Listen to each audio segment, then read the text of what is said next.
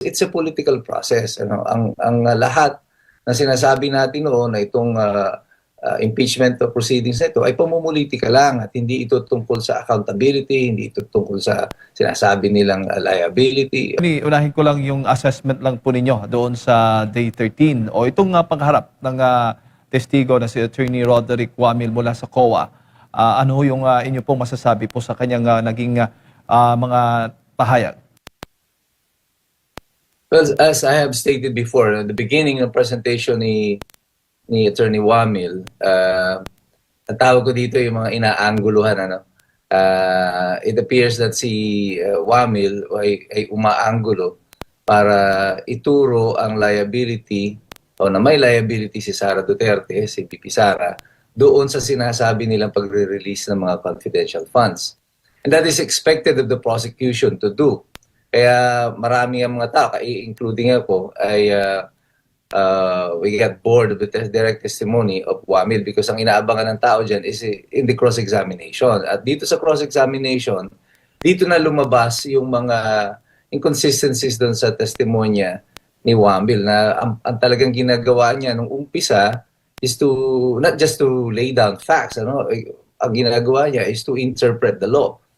And nung under cross-examination ng depensa at pati ng mga senador, lumabas dito yung mga totoong detalye na bagamat marami silang sinabi, ng bottom line nito is walang nilabag na batas si Sara Duterte doon sa kanyang ginawa. Ang kanilang mga findings sa sinasabing kulang-kulang pa yung mga sinumiting report does not necessarily translate to a criminal liability. It may be a basis of an administrative liability dahil kulang yung mga dokumento, pero insofar as criminal liability is concerned, ay wala pa doon.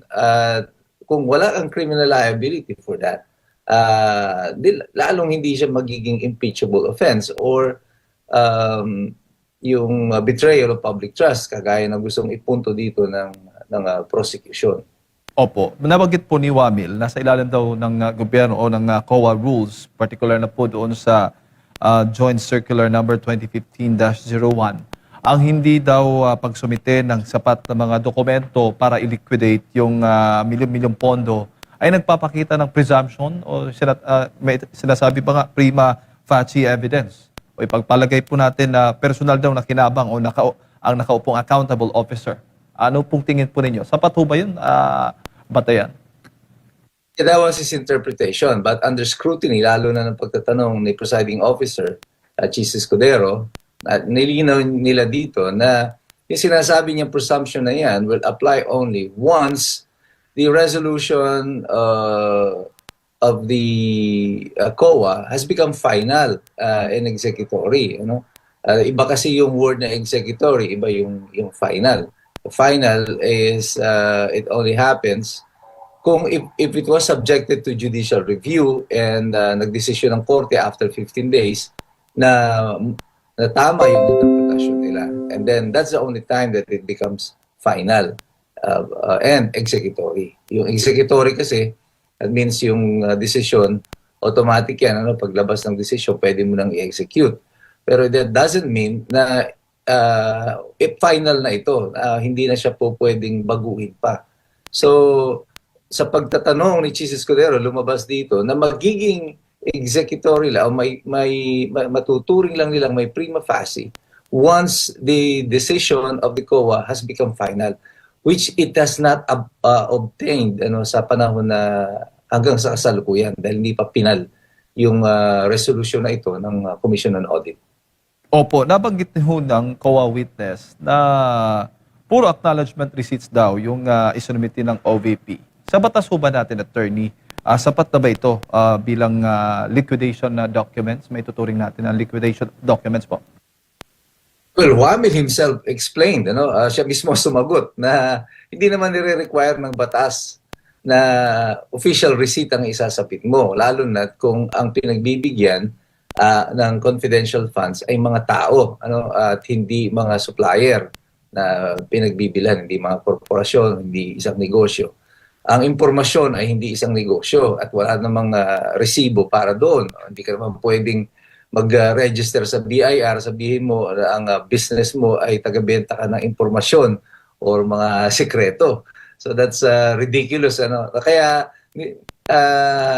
ina-assume ng batas na sa sitwasyon na ang binibili mo from the confidential agents or impormasyon, hindi ka talaga required na magbigay ng official receipt. Ang kailangan mo lang is an acknowledgement na yun ang meron naman sa kasalukuyan. So even Wamil admitted na insofar as yung pagbibigay ng tulong o ng reward doon sa mga confidential agents are concerned, sapat na yung kanilang acknowledgement receipts as compliance dito sa COA circular. Opo. At pinuna rin yung paggamit daw ng mga aliases at yung mga code names sa attorney. At sabi nga ng COA, silent daw yung batas, yung circular patungkol nga dito. Tama ho ba, attorney? Sumasang-ayon ho kayo doon sa kanyang sinasabi? That is correct. Tama naman talaga yun. Kaya nga yun ang ginagawa ng mga agencies na meron talaga silang confidential funds. Wala naman talaga nagdi-divulge ng totoong pangalan ng mga tao na magre-receive. Kasi otherwise, you will be putting the life of the people at risk. And the law recognizes that. Kaya nga hindi yan ginawang requirement. Kaya nga umpisa-umpisa pa, sinasabi na natin, there's no big deal about this use of aliases because this is the usual practice. At nung tinanong siya, I don't know kung yung pagkakatanong ni Ping Lacson was accidental lang na nabuksan ito o gusto talaga niya makarating doon sa katotohanan. Pero base doon sa tanong ni Ping Lacson, nung tinanong agad niya about his security clearance, medyo nalito yung si Wamil. But ang punto dito ni Ping Lacson is that hindi mo talaga malalaman yung totoong pangalan ng mga tao because you do not have the proper security clearance for that. Kasi nga, yung pangalan ng mga tao na to, na yung totoong pangalan nila ng mga confidential agents are supposed to be absolutely secret until such time na matapos ang operation.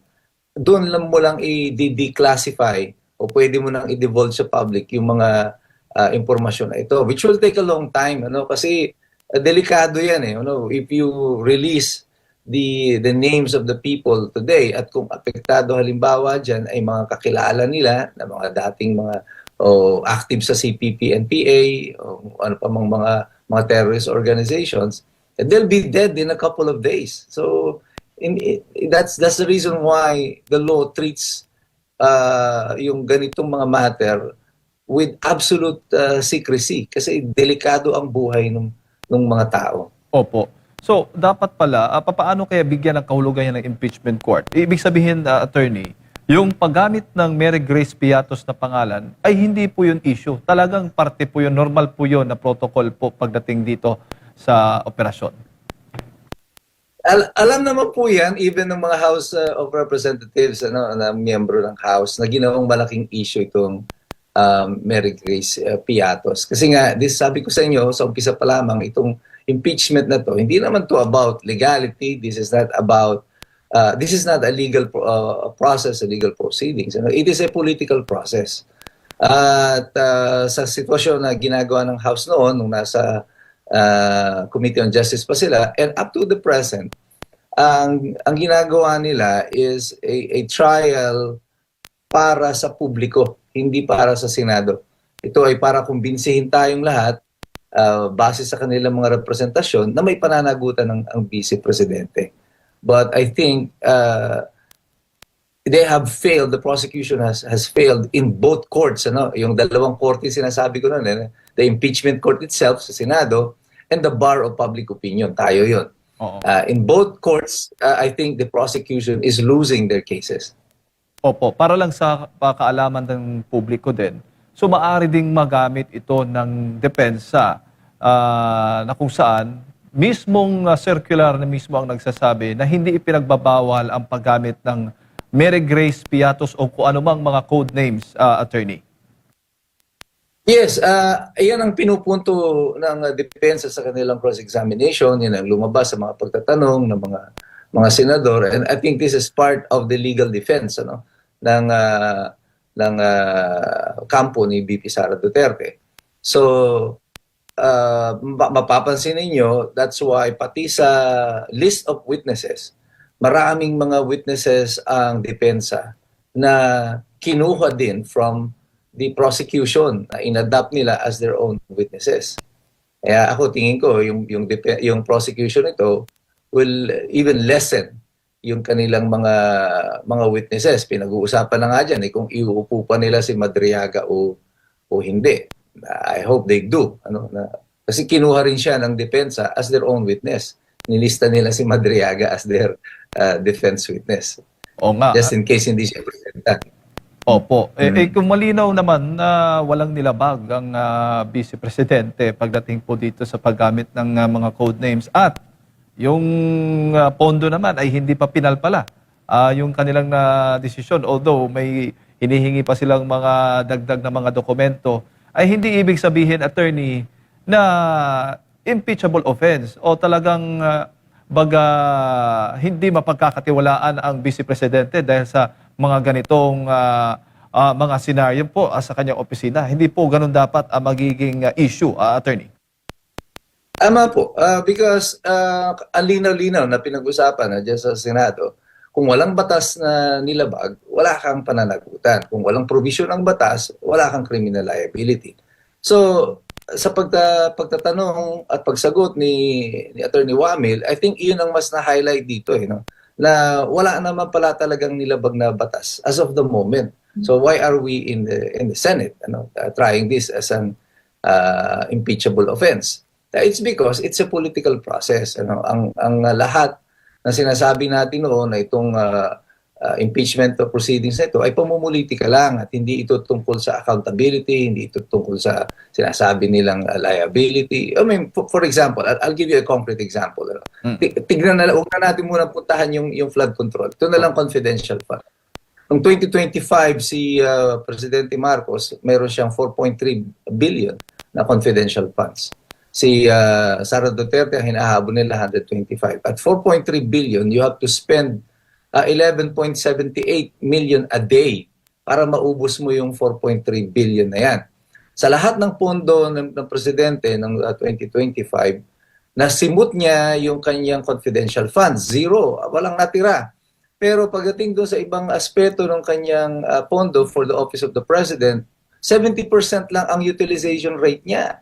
So bakit na yung confidential funds naubos mo pero yung all the rest ay hindi mo na naubos, 70% lang ang nagastos mo? Why is there no investigation on this? Bakit walang nagtatanong tungkol dito? Halos pareho yan. Sa opisina ni VP Sara, it will kung 125, that's about 11 million pesos per day. Pareho sila kaya lang for 11 days lang. Yung dito kay Presidente Marcos is 11.78 million for 365 days. So why is no one asking any question? So kung ito ay tungkol pala sa paghahanap natin sa katotohanan.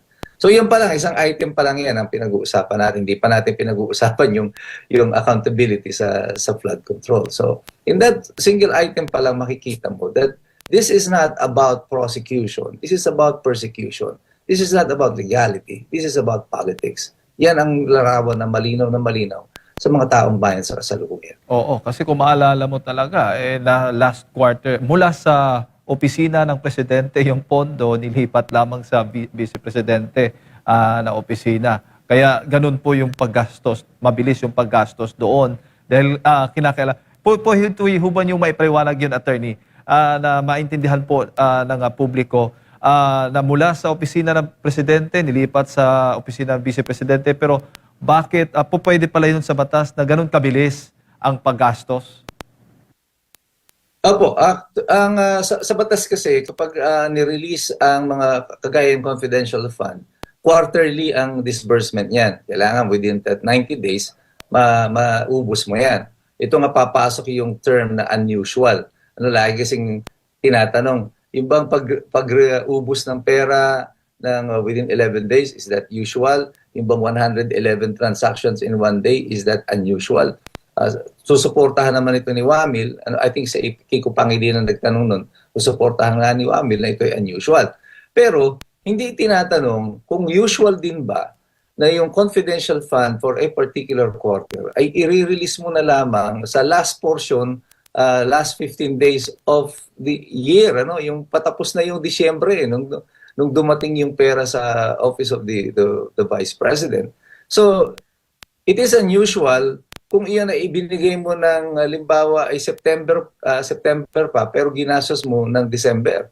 Ay eto, binigay mo na lang doon sa office ng Vice Presidente noong Disyembre at syempre uubusin mo siya, mayu-utilize mo siya. Disyembre lang kasi hindi mo pwedeng gastusin yung pera na hindi mo pa hawak at that time. So, although it is unusual, pag kinuha mo siya in the context of the how the money was released, when it was released, makikita mo na hindi naman pala siya unusual, that it is actually normal lang because of the time frame within which the money was released to the office of the Vice President. Pero pilit na kinakalimutan yung ibang aspeto ng kwento para nga mabigyan ng anggulo. Tako nga, inaangguluhan yung mga tanong, no? Pwede mo namang alam mo yun, parang merong isang babae, sexy. Pero pag humarap, pangit yung muka. So sasabihin mo, sige, kunan natin ang picture, medyo patagilid na lang. Ayan. Para magmukhang sexy pa rin na maganda. And this is exactly what is happening dito sa impeachment. Ano? Dahil kung harapan, tagilid, pangit yung itsura. So magtatanong ka or maglalatag ka ng ebidensya ng medyo patagilid para hindi masyadong halata. Parang meron kahit wala. Opo. Sa kabuuan po na testimonya ni Roderick Wamil, attorney, sa tingin mo mas nakinabang ho ba yung depensa dito o yung prosekusyon?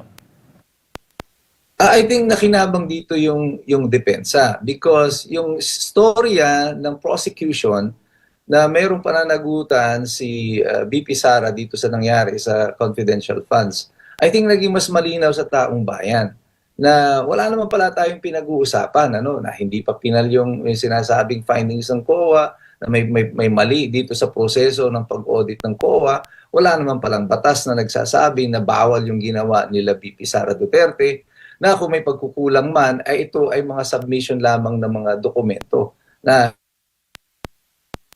pwede pa pala nila na kumpletuhin at hindi pa a report lamang yung pinaghahanap dito ng mga accomplishment.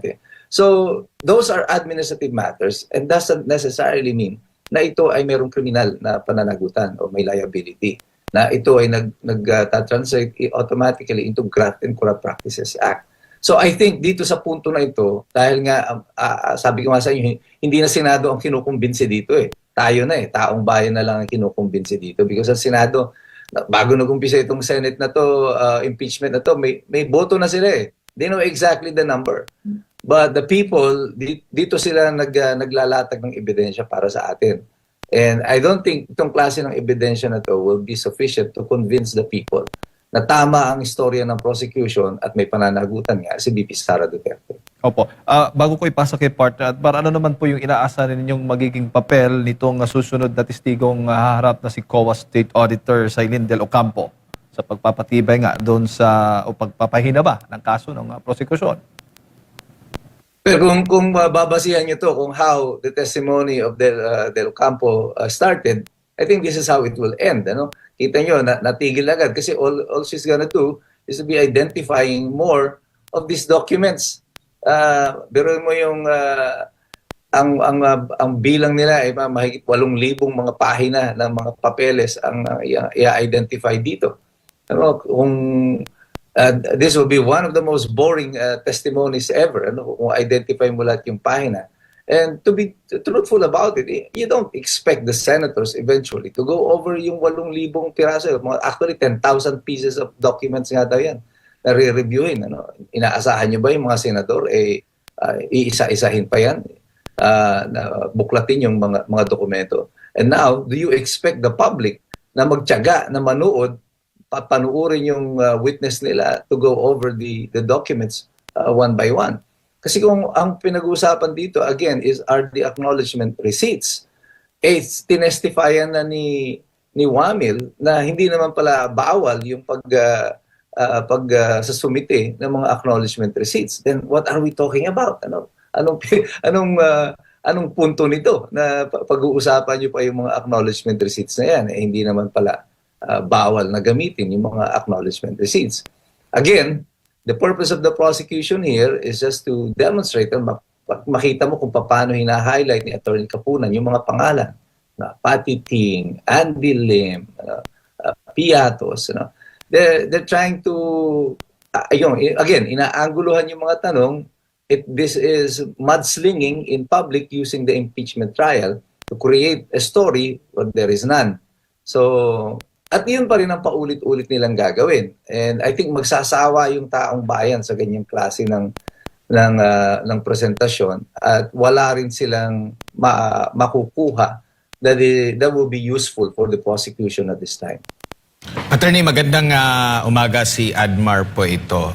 Kung pagbabasehan natin yung mga nakalipas na pagdinig or sa trial po, no, paglilitis, natukoy ba na talagang si VP Sara ang accountable officer din dito po, if ever man na may kasalanang nangyari? Kasi yun yung hinahanap eh. May ginawa bang kasalanan si VP Sara? If ever man na may mali-mali doon sa liquidation, or baka may ibang accountable officer din na maaaring matukoy?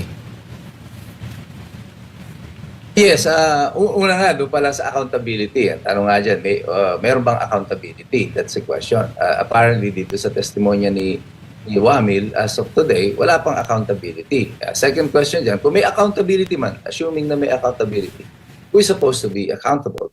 Well, doon sa mga pagtatanong sa kanya, sa pagkaklaro tungkol dyan kung sino yung accountable officer, it appears that the disbursing officer, the one who actually signs, who releases the money, who obtains the money from the bank, sila yung mga accountable officers dyan. Kasi lalo pag mag-handle ka ng mga pondo, kaya kailangan mo nga dyan, mga banded officials ang ginagamit mo dyan. So, it doesn't necessarily mean that siya ang head of the agency, the Office of the Vice President, na siya rin yung disbursing officer, because there is a separate liability for the disbursing officers na nagpa-process, nag-withdraw ng pera, nag-release ng mga pera. So, it doesn't necessarily translate na kung meron man na liability dito, na ito ay tutungo sa pintuan mismo ni VP Sara Duterte, because there may be other officers in the office of the Vice President who may be made accountable for this, not necessarily her.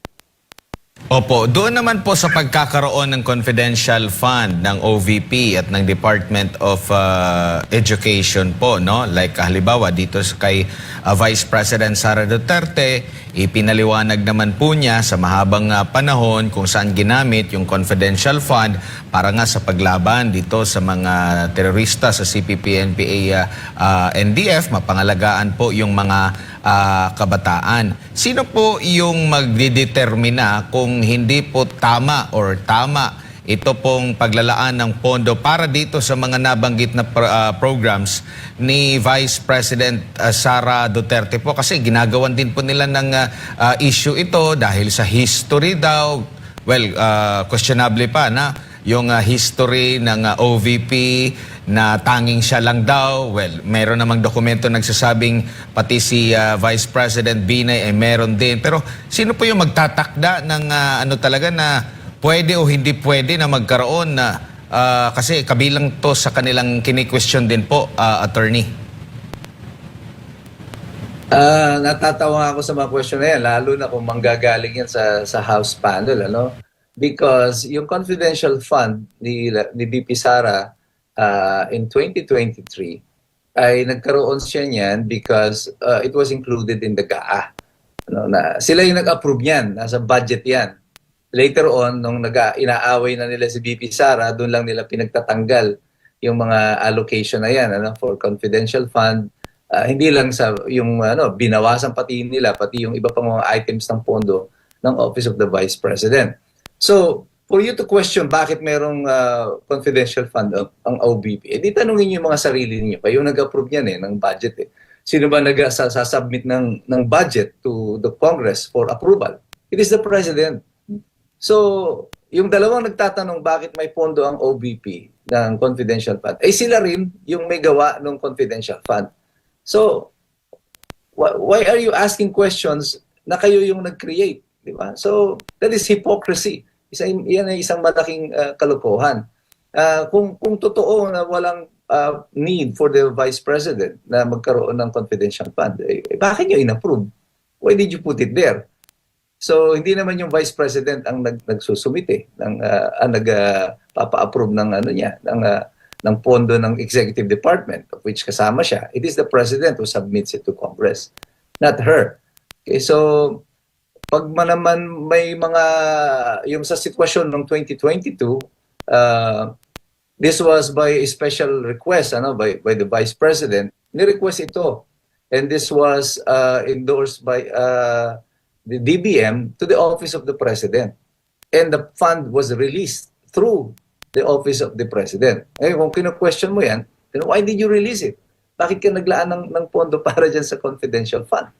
So it's a ridiculous question if it's coming from the House of Representatives and it's coming from Malacanang. All you have to do para hindi magkaroon ng pondo ang Vice President, not approve it. That's it. Wala kayong problema. Wala sana kayong tinatanong sa kasalukuyan. Kumbaga, hinahype pa rin sa nabanggit nyo, inaangguluhan, ginagawa ng kontrobersya, no? Pero dito po sa pagiging confidential ng pinagagastusan ng confidential fund, hanggang saan aabot po yung pagiging confidential attorney? Kasi nga, nabanggit ng testigo na lahat daw po ng resibo ay mga acknowledgement receipts lang daw po, no? Kung pagbabatayin mo naman siguro ang explanation naman sa mga nakakausap natin, bakit AR? Dahil para nga maitago din at hindi, nabanggit mo nga kanina, hindi naman lahat kaya magbigay ng mga resibo. Pero ang isa sa mga kine-question din kasi ng prosecution at yung sa witness din, bakit kahit yung gamot, bakit AR pa rin? Kumbaga sabi nila AR ang lahat ng mga resibo po. Kaya ang tanong ko, hanggang saan po aabot ang pagiging confidential ng paggagamitan ng confidential funds? Okay, si Wamil mismo, ang sumagot niya, sinabi niya na wala namang pinagbabawal na imbes na perang ibigay mo, gamotang ibigay mo, or other items, kung iyon ang pangangailangan ng tao. The fact of the matter is, the law does not prohibit it. Hindi pinagbabawal ng batas sa kasalukuyan na gano'n ang maging sistema. Hanggang saan ang dulo nito, yung leeway paggamit sa confidential funds? Well, the very term itself explains na mahalaki ang latitude ng officer na may hawak ng confidential funds kung paano ito gagamitin. Kaya iba nga yung auditing rules ng confidential funds. Pag sinabit mo nga sa COA yan, naka-sealed envelope pa yun. Hindi mo talaga dapat agad bubuksan yung mga proof mo doon sa confidential funds. Yung mga pangalan yan involved, hindi mo kailangan isumite because confidential funds operate on a different plane. Iba ang pagtrato o paggamit nitong confidential funds. Kung nais nila ng pagbabago, mas malinaw na proseso dito sa paggamit ng confidential funds, ay dapat baguhin din nila yung batas tungkol dito. Magkaroon ng mas malinaw na regulasyon at ito na nga pati yung pagtayo ni Senator Soto, which I think is improper nung panahon na yun dahil impeachment ito. Pero yung punto niya dito ay kailangan baguhin yung mga regulasyon at yung batas tungkol dito sa paggamit ng confidential funds. But as of today, this is the state of the law. Ito yung batas. Malawak ang latitude ng mga officers na mayroong confidential funds. Kaya nga pati mga LGU, di ba? Yung mga mayor, mga governor, may mga sarili-sarili silang confidential fund. Is it being abused? It's possible na naaabuso yan because of the present state of the law. But as of the moment, this is the law. Itong batas na meron tayo. Kung gusto ninyo na baguhin niyan, magpasa kayo ng batas na klaruhin o limitahan yung mga paggamit ng confidential funds. But again, you need the proper legislators, yung mga tamang mga mambabatas na umupo dyan sa Kongreso at magpasa ng tamang batas at kukulang batas tungkol dito para hindi nga kung meron man ng pag-abuso dyan sa confidential funds, ay hindi na mangyari ito. Opo, kung pagbabatayan po natin yung basehan ng pag-audit ng COA batay sa testimonya ni Wamil, nakatutok lang siya doon sa COA, DBM na Joint Memorandum Circular. No, ngayon, tinanong siya sa cross-examination ng depensa at inihayag ng depensa yung dalawang batas, yung sa Revised Penal Code and at the same time doon sa Anti-Graft and Corrupt Practices Act, no, yung tungkol doon sa mga confidential na mga impormasyon na hindi basta-basta na ilahad yan ng mga public officer po. Alin po yung mangingibabaw dito? Kasi parang dito, kung pagpakikinggan mo yung taga-COA, talagang stricto na merong mga ano talaga, no? Mga requirements na kesyo ganito ang sinusunod, ganyan. Tapos meron ding batas na nagsasabing hindi basta-basta yan na ibubulgar po. So, sa mga auditor sa COA, paano po nila ito dapat na i-handle po talaga? Doon lang ba sila mas mangingibabaw ba yung Joint Memorandum Circular o dapat laging isaalang-alang yung mismong batas mismo, attorney? Opo, yung Memorandum Circular, kumbaga, in the hierarchy of laws, ito yung pinaka nasa dulo, nasa ibaba. Ano? Mauuna muna dyan yung konstitusyon, yung batas, yung mga interpretasyon ng Supreme Court bago ito Memorandum Circular. So, yung Memorandum Circular, ang presumption niyan, it is operating within the bounds of the law and existing legal jurisprudence. Kaya kahit na yung, nakita nyo yung naging punto dito ng Chis Escudero kay Wamil, he was citing the jurisprudence na mismo nakalagay doon sa Memorandum Circular na lagi niyang kino-quote. But apparently, hindi siya aware, hindi niya binasa yung portion na yon ng Memorandum Circular na sinasite doon yung requirement ng batas based on a decided case by the Supreme Court. So makikita mo dito yung supremacy ng lahat ng ibang mga batas bago yung Memorandum Circular.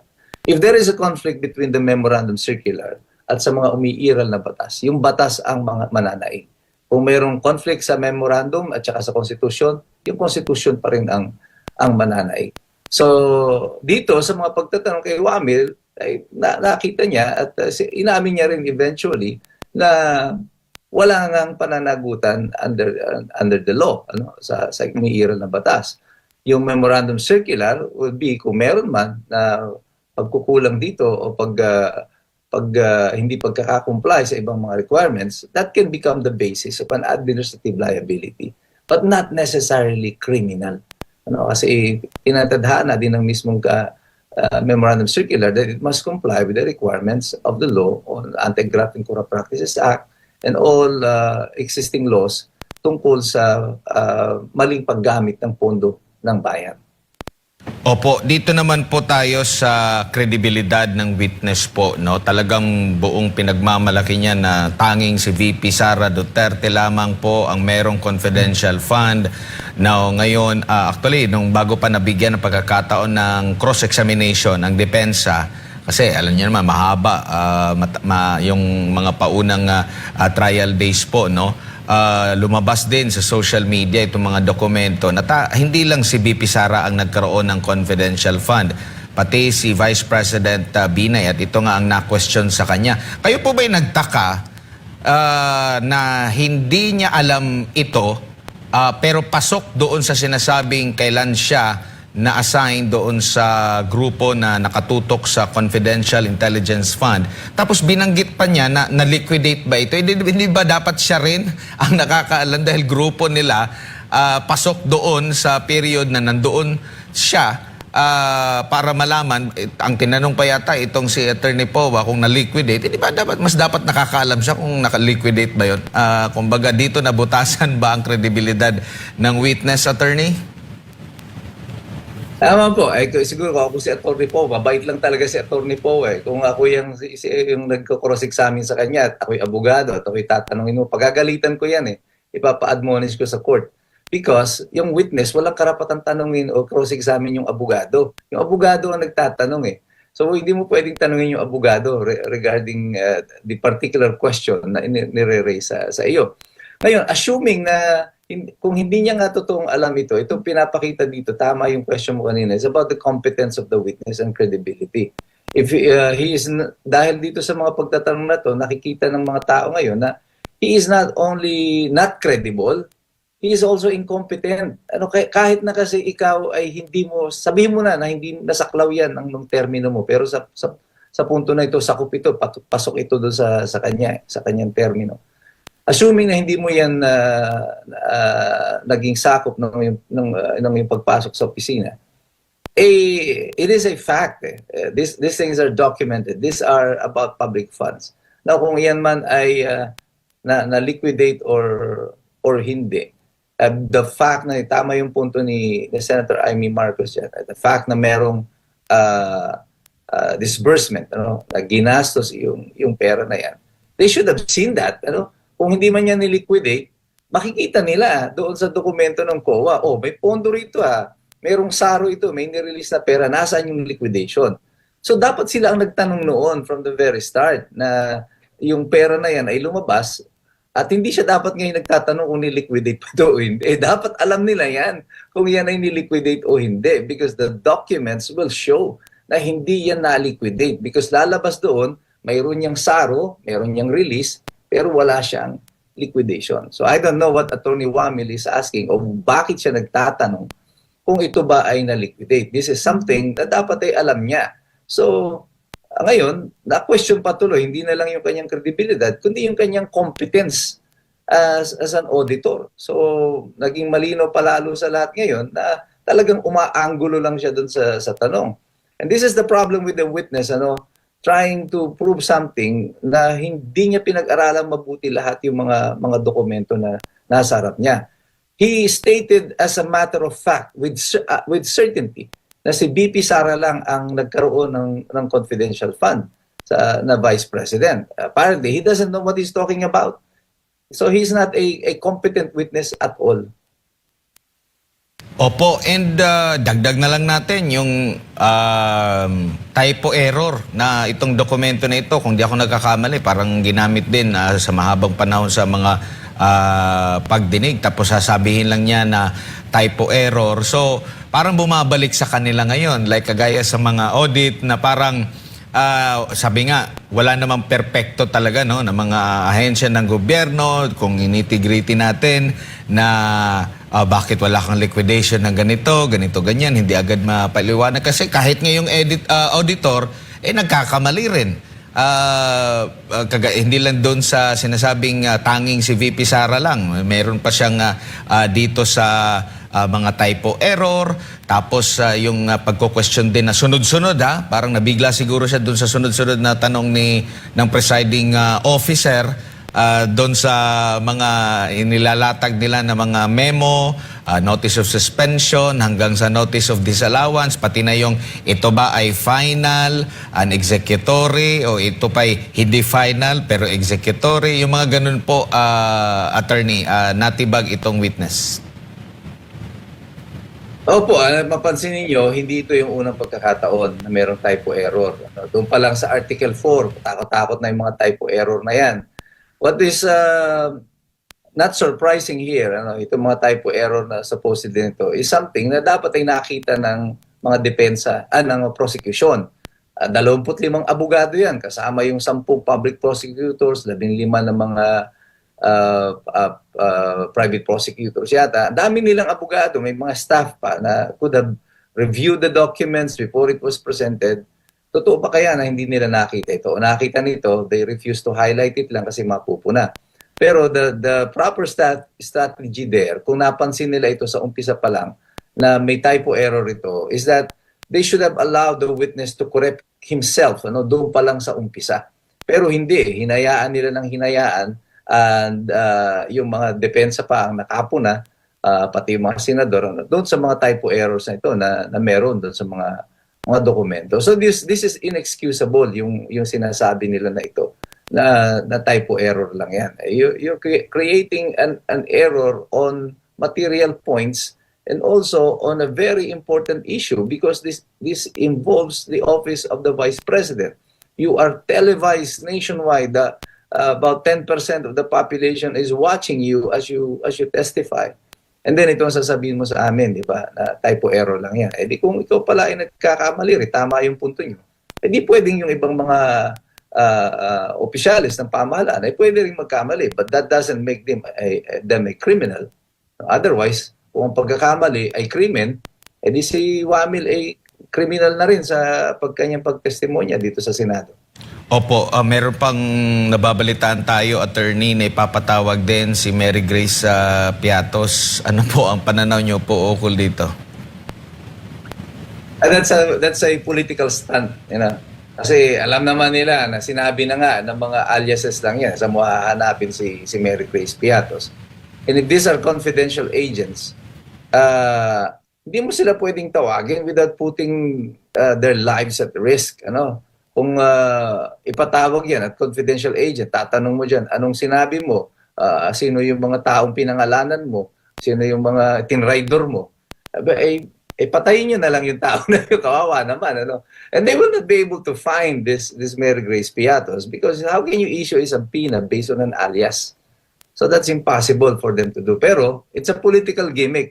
Ano lang yan, para kunyari sasabihin, hindi ma-serve yung subpoena kay Mary Grace Piatos because hindi siya totoo. Kaya sabi nga nila, di ba, isa-serve daw sa Office of the Vice President yung subpoena for Mary Grace Piatos. So very clearly, ano lang yan, it's a gimmick, it's a stunt. Hindi yan makatotohanan yung gusto na yan ng prosecution. Opo. Siguro, attorney, huli na lang doon sa desisyon ng Korte Suprema na ibasura yung mga petisyon na kumukesyon nga sa impeachment proceedings ng Kamara. Ano pong masasabi po ninyo doon? I expected that kasi nga ito ay masyadong delayed na eh. No?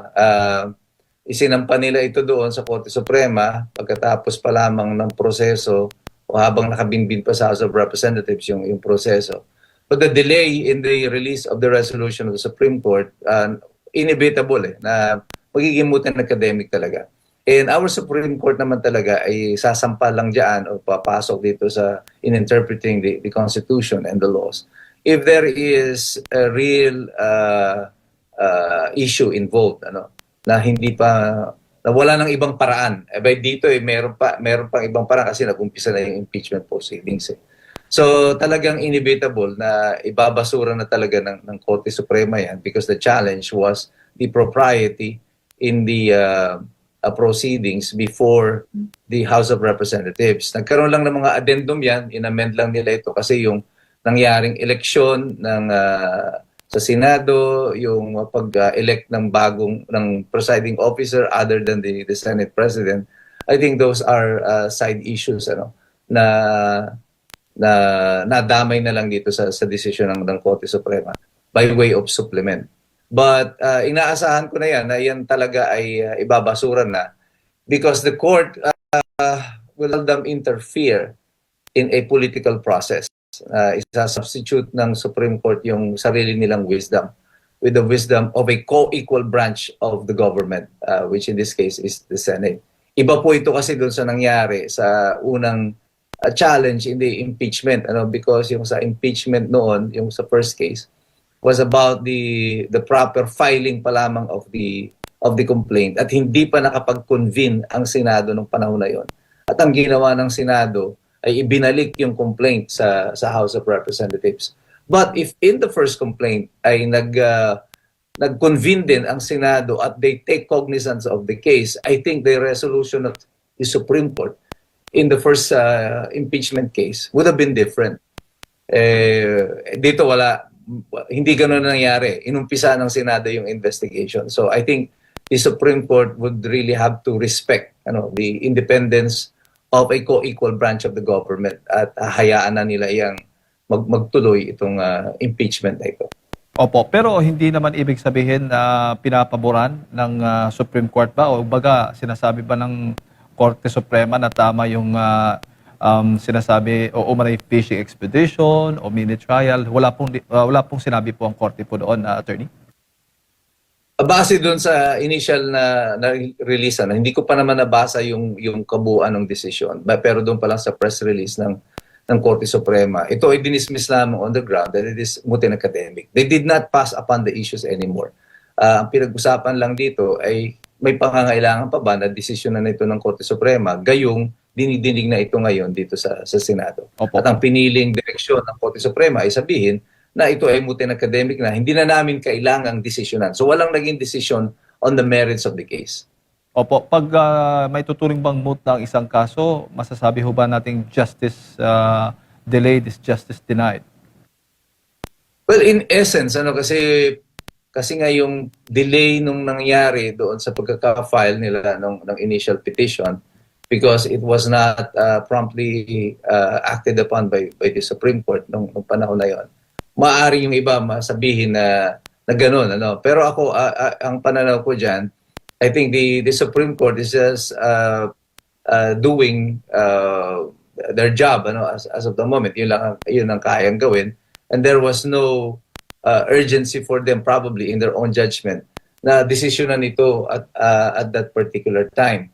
So I think mas binigyan nila ng leeway ngayon ang Legislative Department to sort out its own mess kaysa mag-interfere agad ang Korte Suprema because hindi pa naman ito yung pinakadulo nung kontrobersiya na ito because sabi ko nga sa inyo, mayroong impeachment and there is still the bar of public opinion which can decide this case better probably than the Supreme Court itself.